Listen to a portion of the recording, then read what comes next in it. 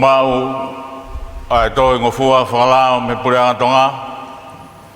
Ke whai ai maari whakaristiane ai tangata. Watson Taufa'ao e kakai whine. Tui pulotu langi a puna, siutaka i malaikula Lauaki. Moi whine, o Tupouuangafa Moala. Ki tau lotu. E o tua mafi. Ai a Fiona o tatala ki ai e loto fuabe. O kuke tokai mananga ho mauloto. Pea wikai ha mea e lilo, te wha ufia mea a Fiona. Tatafi mua ngā e whakaukau ho mauloto, a kia iwi ho lau maari e maa ni. Kai lawa ke mau ofa hao ki a Fiona. O mawala whakalang lagi ho huafa top tapu. I a sisu klaisi ko mau eiki. Amen. Ke rau hiwa he himi whaangeau uofulu wha uanoa. Ai agu ase to himi ase si ko himi o taane. Spelado vesu luaki, hiwa hoko mai luaki ua. Tolmo ni mai tataki e kau hiwa. Si kolo e ko kena i loto kāleli. Nai fua hai hena iwi o eiki. Nai kai koe whawhanga peha whaito o mahaki. Ka koe kātoanga, koe whai peha mari.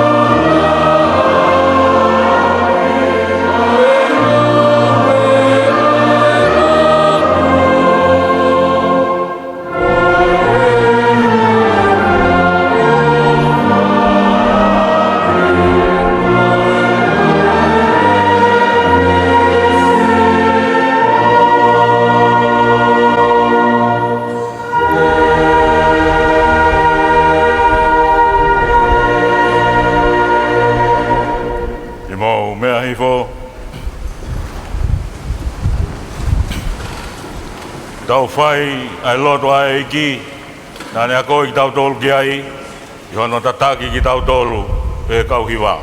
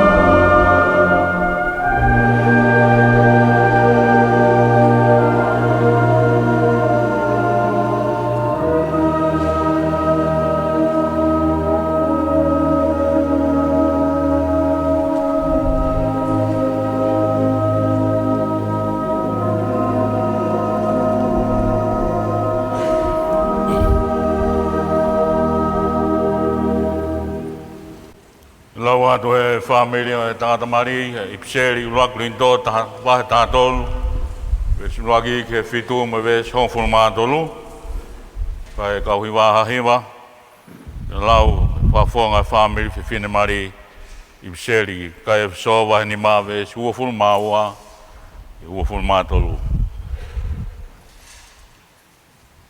Ruaki piseri a Paula ki e kakai korinto, mo fu mātolu e wahe. Te kamata lau pe me ruaki e vesi, ki hono fitu pe te hiki mea i ke hongo fulu mātolu, aia o pe hono lau. Io, kau whakahātu whoki hahala o ku fungani hake. Neongo te ulawa ke rea aki ai ngahi rea ai kakai.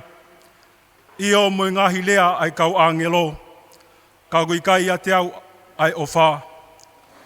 Koe mea ko hoko ki ai, ko hauka mea ongo au, pe ko ha simi pare tatangi. Pe neongo te ulawa ai malanga palofisai, neongo te uausia ai ngahi misteri kotoa pe, mo e whaahinga ilo loloto kotoa pe, io, pe neongo te osiki ai tui, o ulawa ai ke hiki mo unga, ka oku ikai ia te au ai ofa, koe mea noa pe au. Pa neongo te tufo ai ku koloa kotoa. Pa neongo te urea, te uri aki hoku sino, ke lava e ku pore. Ka oku ikai ia te au ai ofa, oku ikai hano aonga ki a te au. Ko ofa ku neanga moko moanga lelei. Ko ofa oku ikai tene meheka, oku ikai tene whaipe ke ongo ongoa. Oku ikai tene whakafuafuolahi. Oku ikai tene whaitai tau. Oku ikai tene kumi e ne lelei a ana. Oku ikai tene whakaita. Oku ikai tene lau ai kovi. Oku ikai tene fia i he tae totonu. Ka oku ne kaunga fia moimoni. Oku ne ukuma i he mea kotoa pe. Oku ne tui i he mea kotoa pe. Oku ne amanaki i he mea kotoa pe. Oku ne kātaki i he mea kotoa pe. Ves hongfulu mātolu aua, ka oku tolonga pe atui a amanaki, a ofa, ai toloni pe, pe ako nau tuuki mua ko ofa.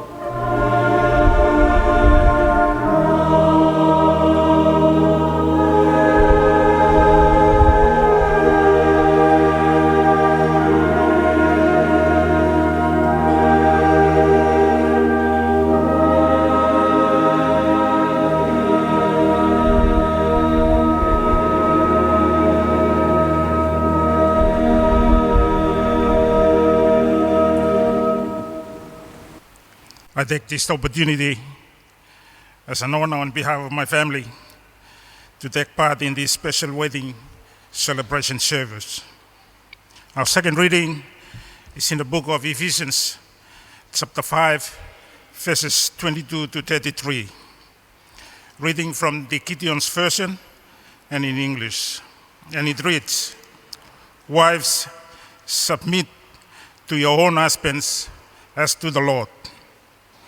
For the husband is the head of the wife, even as Christ is the head of the church. His body is himself its Savior.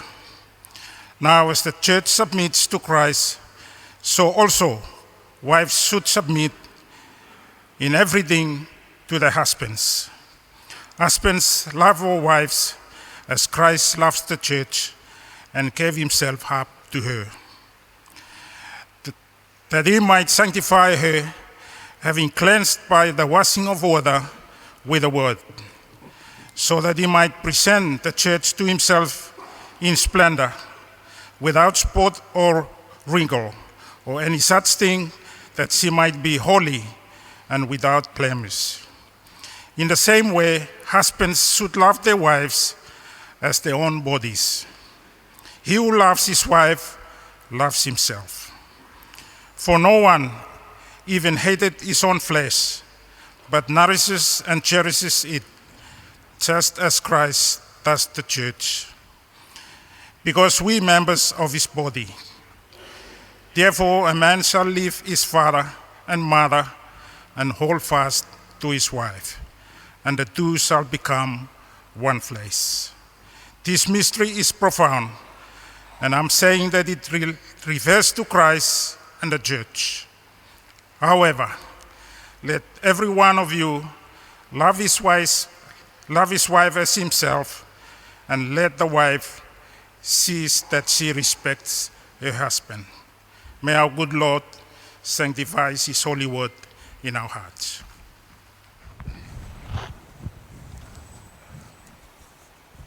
Si kāinga, koe tau whakataha ene āo doa mga kaini ke whakahoko, ai tangatani mo whewhineni i e Māori. Ai a koe nonofo ko molu malu, wena e tūtōni he taimi, o kei hao ai tangata, ka koe whakatata e fu misteri koe nonofo a kalaisi mohono siasi. O kuhaa koe mea maani o ne ai Mari, e nai hono kātoa ngai a kalaisi, o ne whakalangilangi he ne whai, e ne uluaki mana. Ka kai koe mea ke honoa kia e hataha, pea ke whai hamumunoa, o hange koe mea wainga, ka ke whai tokanga, pea whakakau i, pea he loto apasia ke he otua. Ke oa nā puri whoke ngahi uhinga o e tūtōni koe ia, ai ha koe taofi o e auha ho tau whahenga. Pea ke tūpako te kina e kakai, i anga whakalotu. Ka o maa e mea te pū, ki iai ha whetokoni aki, i he tau whanonga i māmani, i he lelei, moe kowi, whakatau osi. Mea koe aku hoko ai ki hene ango kāingani, koe a kai ai hataku ni ilo, ki ha mea au tonu ke ta ofi ai ana marini, kene reani ki ai. Pea kai kai, kene longo be, o tae ngata.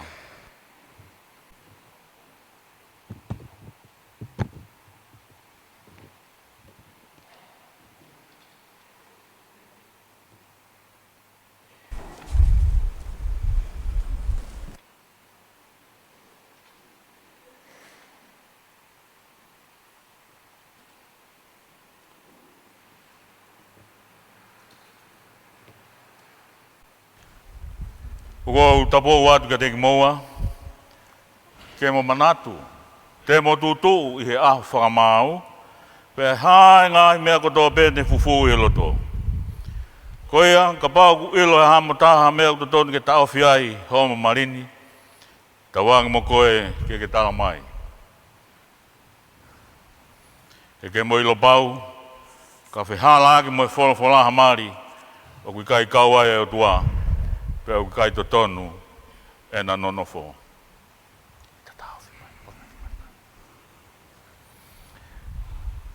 E Watson Taufa'ao Lauaki. O kuke loto ke mao Tupouuangafa Moala ko waifi whamau. Ke mononofo whakatahi whamau mao nione whakatatau ke tūtūni ai o tua. Te ke ofa ke teia, mo whai whakapapa ke teia. Pea ke tauhia I hano mahaki, mo ne mo ilelei. Pea te ke furitua ke whewhine kotoa pe. Ka ke nofo kia teia pe. Lolo tonga mo whakatau mo ui.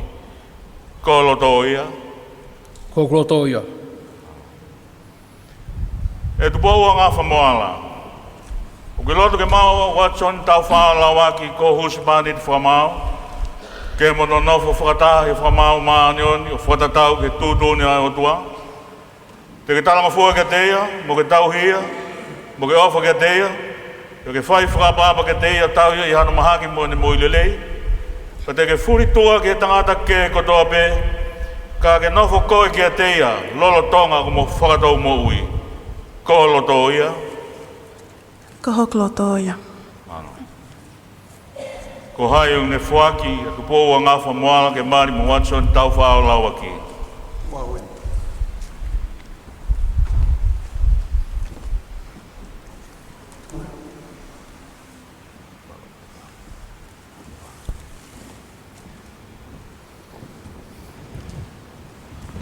Koe, pe fuakawaki a tangata mo e whine mari.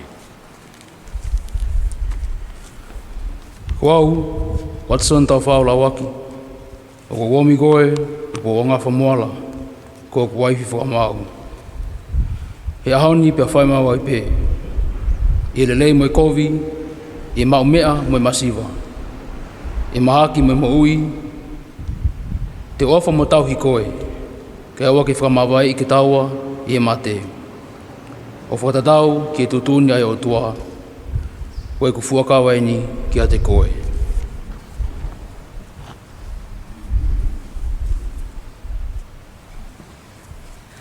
Ko au Tupouuangafa Moala. O ko omi koe Watson Taufa'ao Lauaki. Ko hok husipani ti whakamau. He ahoni pia whai mawai pe. I he lelei mo I kovi. I he maomea mo I masiva. I he mahaki mo I mo ui. Te ofa mo tauhi. Mo talangofua ki a te koe. Kai owa ke whamawaya ki taua I he mate. O whakatatau ki he tūtuuni ai o toa. Ko e ku whakawaeni ki a te koe. Koe fuaki, koe mama.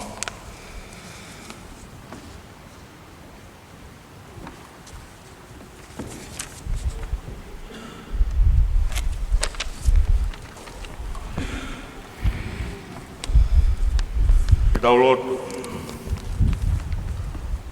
Tā poki e ke whaki, koe mamani koe whailoanga e whetauhiaki e ofa. Tuonga ia sisu klaisi ko mau eiki. Amen.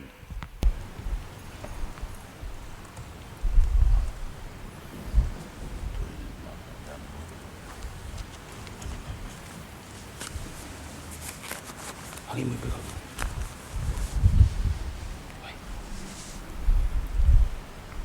O ko ai e mamani, O ai mamani, i o ni mā, ki o ni mā. koe whailonga komina ni te kua ta whai. Ku whaelonga I ko wana ni te o kutawhai. I wawhai tamai, I wawha tamai, mo e alo, mo e alo, mo e lau maari e maa ni oni. mo lau maari e mahani oni. Amen. Amen.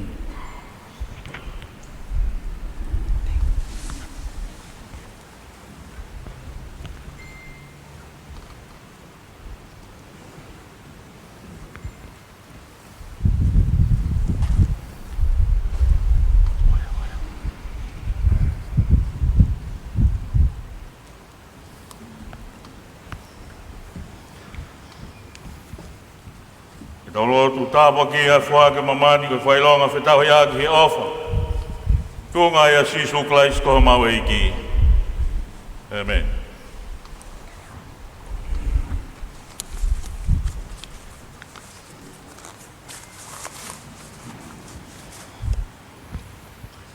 O ko ai e mamani ki o nima, O ko aia mamani ki honima. koe whailonga koe nani te kua ta whai. Koe whakailonga ko vina ni te o ta whai. I wafa e tamai, e wawhai tamai, mai alo, mai alo, mai lau mari e maa ni oni. mai lau mani e maoni oni. Amen. Amen.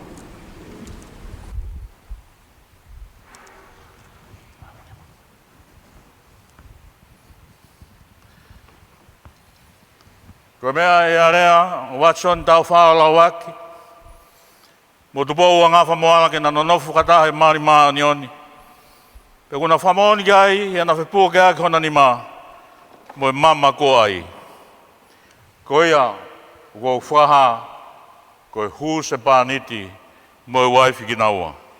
I wafa e tamai, mo e alo, mo e lau mari e maa ni oni. Ko ki nau tolu, ko whahoko he o tua. Ke owa nā whamawai e ha tangata. Tāpo ki mai ki moa e kim, pia malui. Ke hangai fo whonga mai e ki ati ki moa, pa kene alofa. Ke o whaina ki moa e ki, pa ke mo laka i monua i pe. Owa ke tāpo ki mo tau ki moa e tua koe tamai, mo e tua koe alo, mo e tua koe lau maari e maa nioni. Owa ke a whiole lea si hoa ki ati ki moa, pea whakafoto aki moa ngahi tāpo aki whakalau maari e kotoa pe. Ka ui ke pehe o mo whea ngai he mo i koe ni. Ka mo mawai i he māma ka hau. Ai mo i tai ngātā. Amen.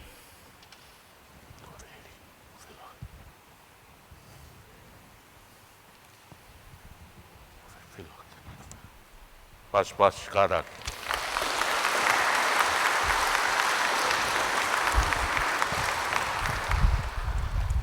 Te mea ke tau hiwa. Ni mangea uono fulma no himi. Ni maa no. Spela pe vesu luaki. Vai hoko luaki ni maa moi ono.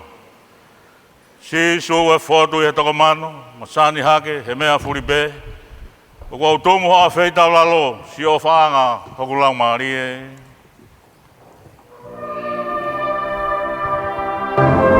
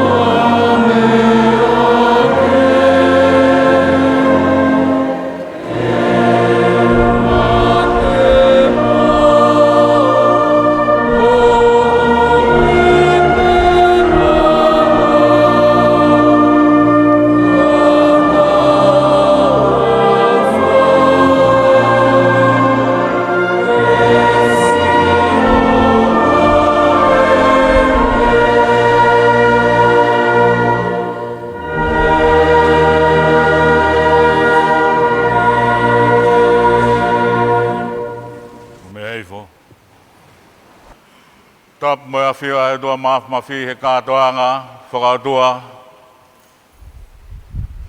Mai moa fish moa, koe Māori, a tangata mo whiwhine.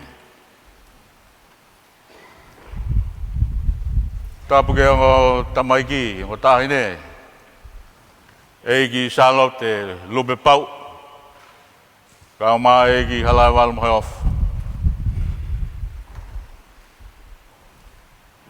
Kai hala ke beheng mo whawhonga mai whare hau e whonua.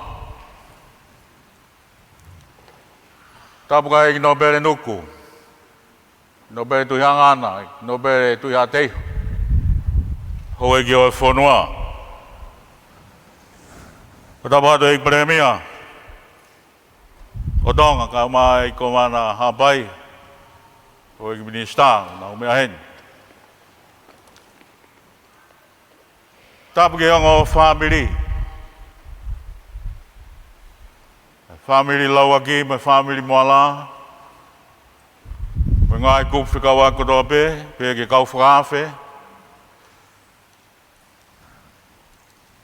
Patapa tu kau hiwa kono motua, no moi whamalo.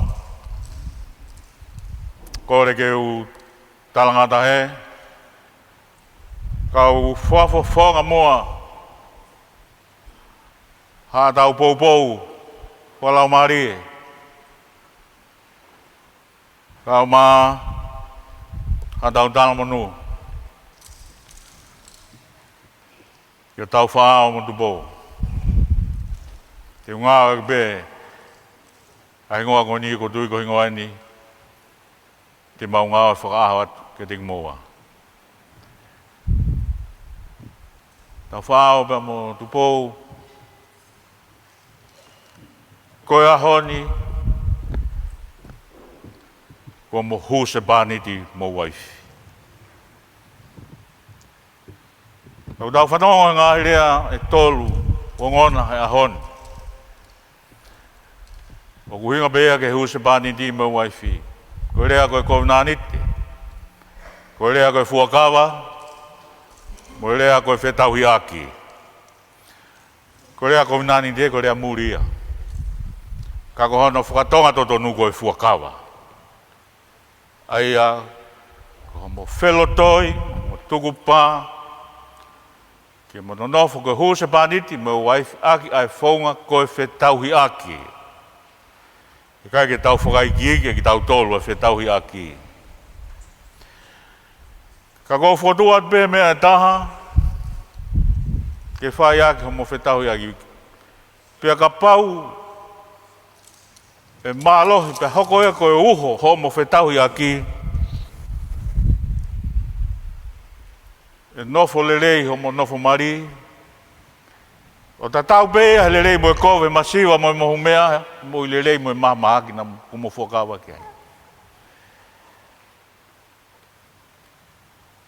Pea koe mea koe ia, koe ofa whaka o tua. Tau whanongo ki ai, e ipseri ki kai korintoa wahe taha tolu nai ulua ki lau. Hanga e apostolo Paula whakatau lunga o wha, tūki mua ia i hatoi keresi. Pau whatata e keresi oi tui mo e amanaki, e ngahi keresi ke ke. Koe tui mo amanaki, koe me e au tau whai ki he otua. Whai he tangata ki otua, pau ke tau tui ki otua, pau ke tau amanaki ki he otua. Koe tūki mua e o whaia, kua hifo mai o tua ia whai o whakati ki tau tōru. Kua hifo mai o tua ia. Ia no aloko si suklaisi, tau whanong ko tō peki ai i ahon. Pia e o lea e ua, o e o wha, i whaka mo tua mo e whaka fōu, whaka mo tua ngā aki lea koe, heset, lea whahepe luu. Pea kuhinga, koe ofa o kunehanga o puke puke ha whetauhi aki. Ta tau ai pe vai, pe mālohi, pe lelei pe koe ha whetauhi aki. Koe ofa ia o dua. Koe nani de o dua mo Isileri, la iau pite talangata Isileri. Kei ofa whaka heset pe o dua e kai pe kene tuanga e sileri, puke pe e sileri kono ka kaina ne whiri. Ngā ke rea ta tau pe, whakafo ofu rea koe aka pe. Pea ku hinga koe ofa koe ki hano ngā taanga ona. O koe ke whakalau kakai ia, maheni me tai maheni. Kau ke tau potu taha, ki kakai o kwhihia mai, ke kohoto whiri o kwhihia mai. Te kei ofa pe ki te iki ai. E ai pe taimi, te moau kia tuunga,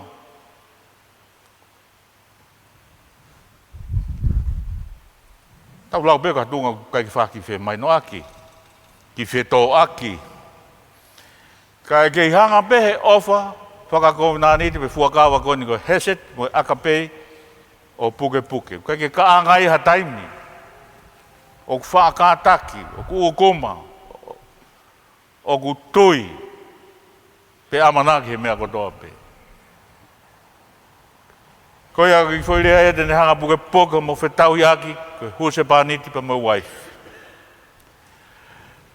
Koe whakaau si, koe ipsere hono wā. Whahai mai ai tupou ko whatongia waifi, kia Taufa'ao ko huse pāniti te ke anga nofo, kia Taufa'ao. O koe unga e te ke mau lalo ai, koe unga ke pōpula pa te ngau ke mau lalo ai. Ka koe anga nofo, koe whakapa, koe mui whakao ngongo. Pea ku hanga, e ho anga nofo, o whahai foi ai imisi, ko ho honga ia. Tapo koe tupou, nā ke mea pe koe i api. Tau hi koe pita mo. Ngā tai alupe, mo ui ako i poupou e whamiri. Ke alo wakopa, mau i ngā aue. Ko whea hahake mo i whai maa Taufa'ao. Ko ni hao kumi mai kia te koe, koho langi ia.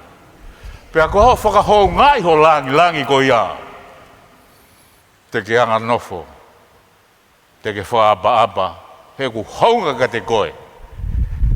Aho no whakalangi i koe, e Taufa'ao. Ke kumi mai, kia te koe. Anga nofo, wife ke hose pani, hange ko anga nofo ai sia si kia kalaisi. Ko kalaisi nai kumi mai, kia sia si koe kakai, ke whamui ki tauto. Taufa'ao, ko whatongia ke ofa. Au huse paniti, ke ofa ki ho waifi, o hange koe ofa kalaisi, kia sia si. Koe ofa, koe tokotaha, te whahai i misi, o e whalalaanga. Koe ke tau whalala kia tahau tae ofa. Koe tahau tau ilo o ku ofa, mo ui ofa. Ke tokotaha lele ki tau whalala ki ai. Pea ko hinga ia whatangia ke ofa ke tupou. Ka anga nofa ta tupou. Tokotaha whalalaanga koe. Ua ui koe e he o tua. Kouna koe o tua ke kumi ka tupou. Koe tokotaha whalalaanga koe. Hange koe whalalaanga a kalaisi kia si. Koe a koe whakatata mo anga nofo tupou. Pea moho o wha Taufa'ao. E hange koe whai e kalaisi kia si. Pea moe whai e kalaisi. Moe whai e si. Kia kalaisi. Te mau tala monu a ke tāpua ki whaelone. Whahe tohi tapu. Ko tāpua koe ni, wharea he o tua. Word for word, ko wharea he o tua. Ai foi rea kotoa pe. Foi nā, foi o kotoa pe. Ospane talangi ka Moses. Talaka elone ki ne whae tāpua koe ni ki Isteri. Ko foi tāpua ke ni ne lawa e Isteri o whanonga he toa whae, foi tau e whaangu fulu, whae ngā tā koe. Pakona wharea ai. Ke wharea hatona peka te ki moa. Taufa'ao mo tupou. Ke tāpua ki mai ki moa si hova mo ne tauhi. Ke whakaulo mai si hoa no whafunga ki atik mua mo ne alofa. Ke hangai whafonga mai si hoa ki atik mua mo ne atu merino. Tau whanonga mama koeni. Lau kia e toi tapupe, lau kia me ngā himu. Hangai tau whanonga he toa wha. Iai be ngai pore me ngai whainga taa. Kai hoko mua e tāpua koeni. Ke mo laka I monu. Ke monu iai. Aha mo nofo wha miri. Te mo whai e sākala meniti, o mohe a eiki. Sila ia mo whakawa e ahon. E taim tatau. Ko fuafua taimi eni, ke mo whewhawhanga ki ai ki moua. Ko laki taimi eni, tau whaao ke whawhanga ai a tupou. Ko laki taimi eni tupou ke whawhanga ai tau whaao. Ko laki taimi ke hanga whakainu ai a tupou, tau whaao. Ko laki taimi ke whakainu ai tupou a tau whaao. Whae ke sino mo tātaa o eiki.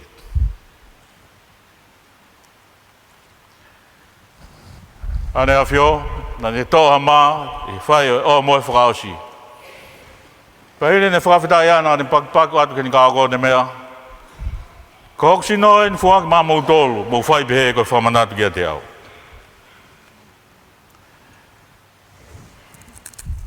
Pe foki ne toa I puhuri aho mohe.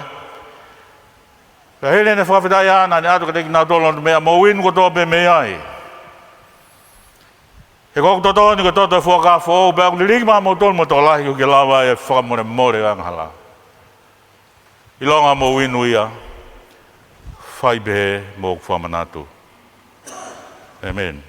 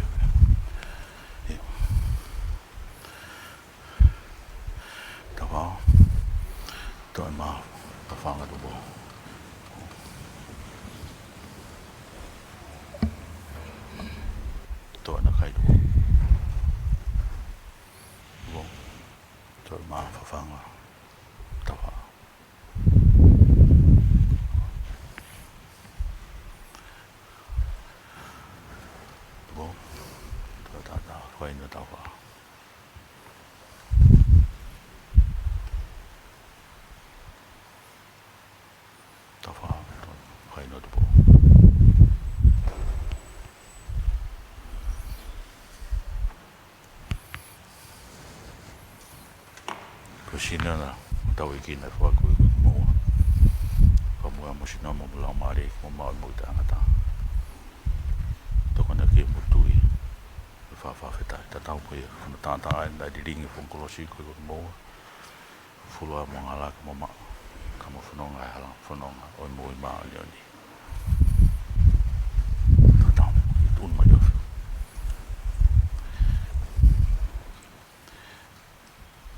Toa mafi. Mawlot makehe. Mai kovina niti ko sila yaki. Ko sino mo tata. Ko tari e haon. I Taufa'ao mo tupo. A sino mo tata. Fufua taimi na hauko husu paniti me wife. Tawange hauko a maa mo ui. Ai ukai a ta me ai pe kai to e fie kai. Ka mai vai ora ma vai koloa koe na maamani. Ka fufu nga mui ka teki nau. Mui ana sinu mo na lau maari. Maamai na whakau pa ke tāpo ki pa ke tot lai ka kau lele. Ka mai na mui ki kau. Tāpo pa ke whamanu pi ki nau. Wa whata mai mai ana mo lau maari maani on. Amen. Alo pito. Hokatua.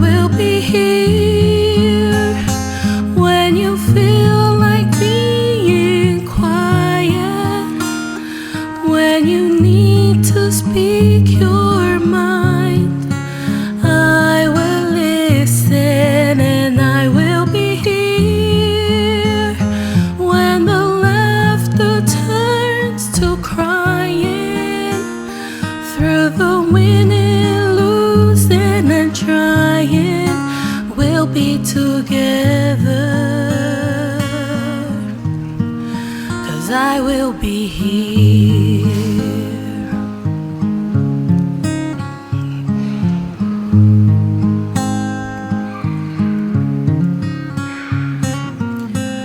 Tomorrow morning, if you wake up and the future is unclear,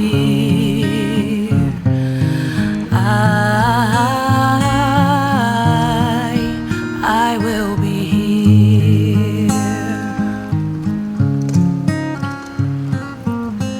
As sure as seasons are made for change, our lifetimes are made for years.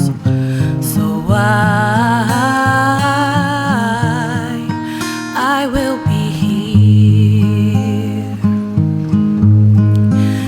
I will be here, and you can cry on my shoulder when the mirror tells us we're older.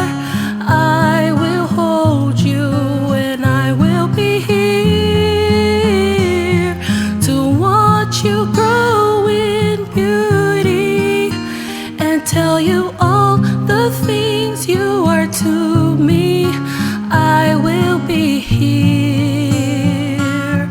Oh, I will be true to the promise I have made to you and to the one who gave you to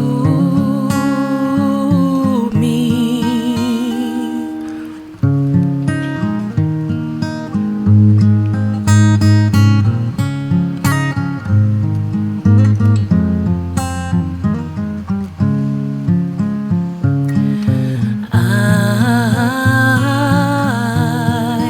I will be here, and just as sure as seasons are made for change, our lifetimes are made for years. So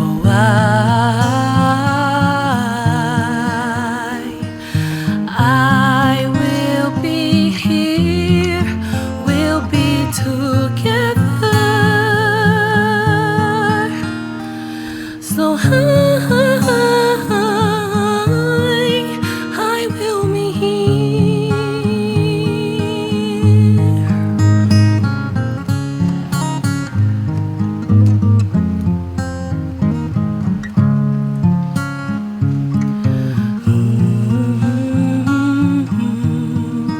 I will be here.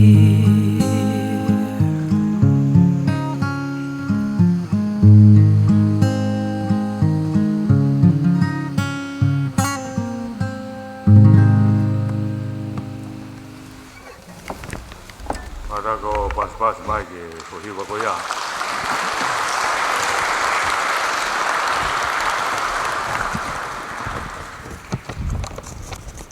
Ke tau lotu. E go rua mafi. Ai afiona na ke ngau I maulak matua a tama mo iwi. O ke tapo ki na nono fo. Ofa ke hifo ke o meani. Ai koloa o ho keresi. Whakatapoia ki naua, ai sino, Bolau Marie, kena no nofo wheo fofani ke ose na moui, kai hoi fua I peho whinangalo ki ate ki naua.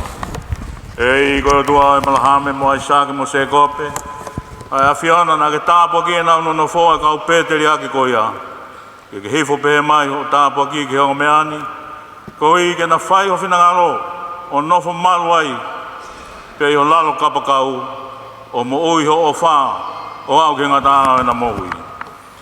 E ko ta mai o mau e ki ko sisu kalais, ai awhiona na ke ngahu, na ke whaki ho alo, ke huse pani de o siasi. O ane whaki eia, ene moui kohi koia. Ke tuku mai e anga koia ke o meani, kohi ke o whai e hono waifi e tangatani. Ke anga lelei mo tango fua e whewhineni ki hono huse pani ti.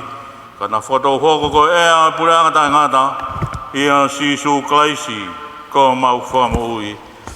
Amen. Him tuku ko di mangya walung fulmata o himi ni ma walutaha umea ke tau hiwa. Iwai hoko wesunua ki ua mo ni ma. Tuo ko lawa leleo langi hono fuma mo hono masan. Ka koe mata hano koloa hai a egi ta hano pulonga. Ka sio pau lata iau kau ka sio hano fofonga. Ke utau i lata iau.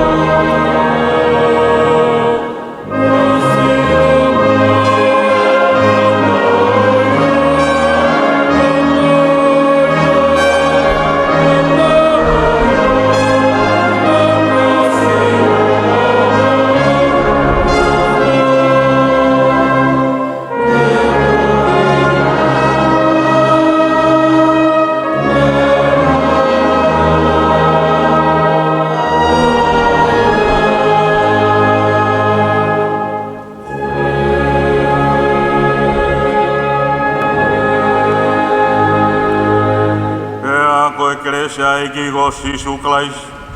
Te mo falahi o tua ko tau tamai, te mo feo he lau mari ma nyoni.